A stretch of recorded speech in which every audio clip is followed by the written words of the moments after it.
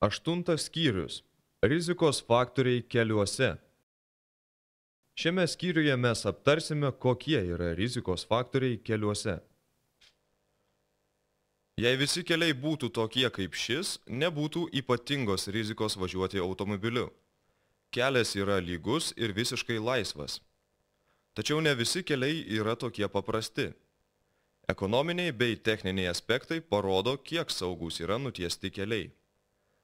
Važiuoti automagistrale yra saugiau nei paprastų kelių, tačiau tai žinoma nereiškia, kad visur reikia nutiesti automagistrales. Juo labiau, kad tai nepašalintų visų eismo pavojų. Pastebėtas toks dėsningumas, kad kuo saugesnis kelias, tuo greičiau ir neatsargiau vairuotojai juo važiuoja. Kelių projektuotojai visada stengiasi suprojektuoti ir nutiesti kiek įmanoma saugesnius kelius. Tačiau tiesiant kelius visada atsiranda techninių kliūčių, kurių neįmanoma pašalinti. Į jas vairuotojai ir turi atkreipti dėmesį patys. Todėl reikia išmokti skaityti kelią ir įvertinti rizikos faktorius taip greitai, kad iškilus pavojingai situacijai į ją būtų galima reaguoti laiku. Su keliais susiję rizikos faktoriai, kuriuos vairuotojai turi įvertinti, skirstomi į 5 pagrindinės grupės. Kelio aplinka, kelio įrengimas, kelio eiga, kelio panaudojimas ir kelio tipas. Kelio aplinka.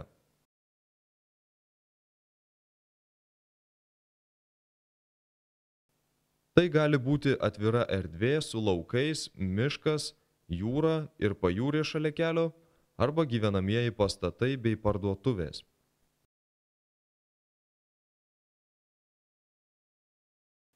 Kelio įrengimas.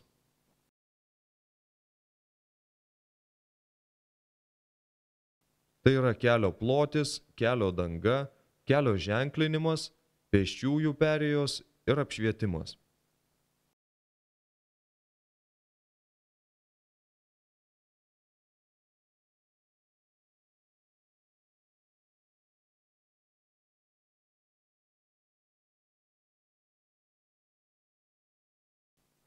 Kelio eiga. Kalvos, vingiai, kelio susiaurėjimai, sankryžos, eismo ratų sankryžos, geležinkelio bėgiai ir panašiai.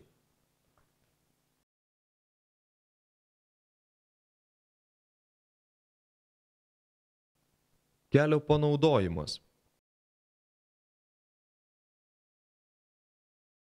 Tai yra eismo intensyvumas, eismo tipas, o tai priklauso nuo to, ar netoliese nėra pavyzdžiui mokyklos, prekybos centro, geležinkelio stoties ir panašiai.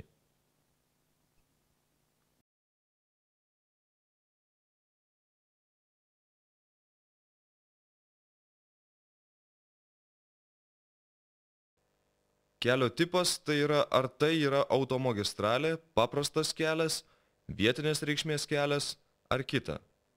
Tai parodo kelio žymėjimas ir kelio ženklai.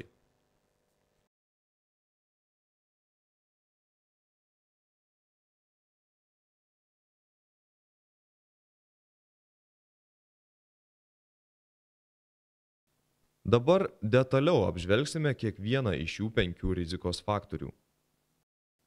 Kelio aplinka. Įvertinant kelio aplinką, reikia atkreipti dėmesį, ar vietovė yra apgyvendinta, ar yra joje pastatų, kaip tankiai apgyvendinta, kiek ir kokie tai pastatai, arba kokia yra vietovės augmenija, pavyzdžiui, miškas, laukai, pelkė, pajūris ir panašiai. Pagrindinis skirtumas yra, ar kelias yra mieste, ar už miesto ribų.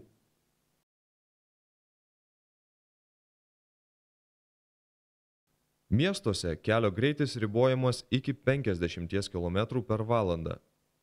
Greičio ribojimo priežastis yra ta, kad miestuose įvyksta apie 2/3 visų eismo įvykių. Daugiausiai eismo įvykių įvyksta gatvėse, šalia kurių yra gyvenamųjų pastatų bei parduotuvių, ypač sankryžose. Šalia gyvenamųjų namų reikia būti atsargesniems vaikų atžvilgiu, kadangi vaikai gatvę laiko jų namų aplinkos dalimi ir joje elgiasi visiškai laisvai. Gatvėse, kuriuose yra tiek gyvenamieji namai, tiek parduotuvės, yra labai didelė rizika pietų metu, kai eismas yra intensyvus ir žmonės skuba. Dėl gatvėje pastatytų automobilių vairuotojams yra sunku matyti pėsčiuosius, o pėstiesiems pastebėti automobilius. Užmiestyje taip pat yra tam tikri su kelio aplinka susiję rizikos faktoriai, į kuriuos reikia atkreipti dėmesį. Ankstyvą pavasarį ir vėlyvą rudenį yra didelė rizika, kad kelias gali būti slidus. Ypač jei kelias yra šalia ežero, pelkės ar pajūrio. Taip pat šalia miško, ant tiltų ir po tiltais. Todėl visada reikia sumažinti greitį, kai temperatūra kinta tarp pliusinės ir minusinės. Rudenį ant kelių prikrenta medžių lapų, dėl kurių palijus keliai tampa slidūs. Kelio aplinka, į kurią reikėtų atkreipti dėmesį, yra pastatai šalia kelio, gyvenamieji namai arba parduotuvės, želdiniai, miškas, laukas, vanduo ir panašiai. Kelio aplinka.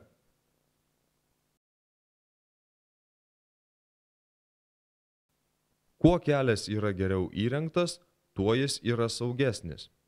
Tai reiškia, kad kuo blogiau kelias yra įrengtas, tuo atidesni jūs turite būti. Svarbiausi kelio įrengimai yra pėsčiųjų ir dviračių takas šalia kelio, pėsčiųjų perėjos, tiltai ir tuneliai, juosta skirianti priešingas eismo kryptis, važiuojamosios dalies plotis ir danga, žymėjimas bei kelio apšvietimas. Jeigu kelyje nėra kurio nors iš šių dalykų, reikia būti labai atidiems. Jei šalia kelio nėra tako pėstiesiems arba dviračiams, yra dvigubai didesnė eismo įvykių su pėsčiaisiais ir dviratininkais rizika. Ypač didelis pavojus yra nakties metu, nes dviratininkus be šviesų ir pėsčiuosius be atšvaitų galima pastebėti iš labai nedidelio atstumo.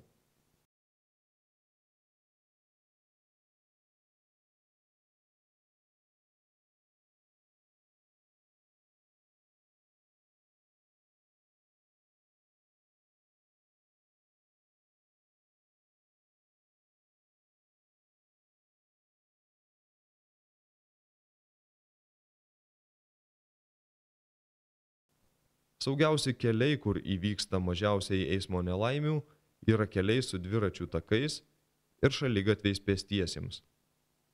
Dviračių keliai žymimi keliais būdais. Dažniausiai dviračių takas yra atskirtas nuo kelio skiriamaisiais ženklais. Kai kur dviračių takas žymimas nepertraukiama plačia linija su nupieštu dviračio simboliu.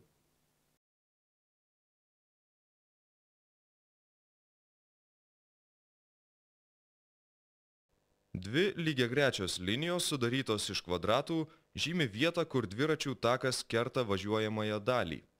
Pėsčiųjų ir dviračių takas. Leidžiama eiti pėstiesiems ir važiuoti tik dviračiais.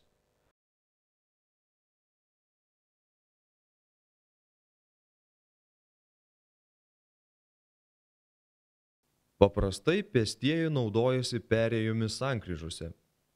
Perėjomis kitose vietose, perėjimais virš kelio ir tuneliais, pėstieji dažniausiai naudojasi tik tada, jei tai sutaupo jiems laiko. Kelio linijos labai padeda vairuotojai pasirinkti tinkamą poziciją kelyje. Kraštinė linija ir atskirianti eismo kryptis linija padidina kelio saugumą, ypač tamsoje. Įsukus iš linijomis pažymėto kelio į tokį kelią, važiavimas iš karto tampa nebe toks malonus. Atminkite, kad tokiame kelyje jums reikia prasilenkti su atvažiuojančiomis transporto priemonėmis, todėl neišvažiuokite per daug į kelio vidurį. Važiuojamosios dalies plotis taip pat turi reikšmės važiavimo saugumui, tačiau ne tiek daug, kaip gali atrodyti. Platus 4 juostų kelias nėra saugesnis nei siauresnis 2 juostų kelias, nes paprastai tokiame kelyje yra intensyvesnis eismas ir važiuojama greičiau. Plačiuose keliuose dažnai yra eismo kryptis skirianti juosta, kuri sumažina avarijų su priešais atvažiuojančių automobilių bei susukančių į kairę automobilių riziką. Ši juosta, nebent gatvės viduryje būtų gyvatvorė arba užtvara, dažnai nesulaiko pėsčiųjų ir dviratininkų nuo gatvės kirtimo.